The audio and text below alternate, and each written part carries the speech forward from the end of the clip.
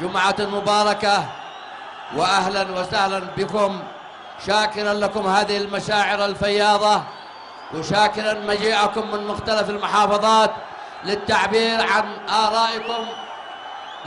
عن آرائكم وتمسككم بالشرعية الدستورية وتمسككم بالأمن والاستقرار والطمأنينة.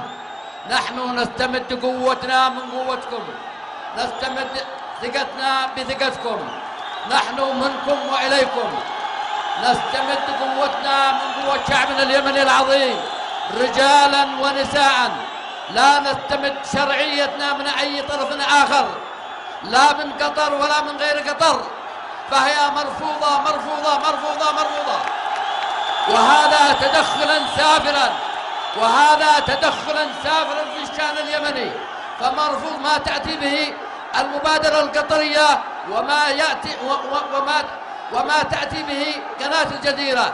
نحن نملك إرادتنا بأنفسنا، نحن وجدنا في اليمن أحرارا، لا نستمد قوتنا إلا من شعبنا، وعليهم من يحترموا مشاعر الشعب اليمني سواء كانوا أشقاء أو أصدقاء.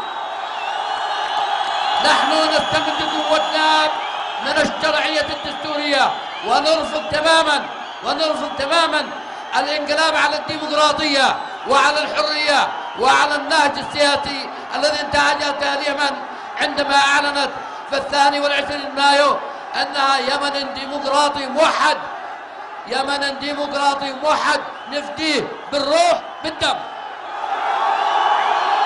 يمن ديمقراطي موحد نفديه بالروح بالدم.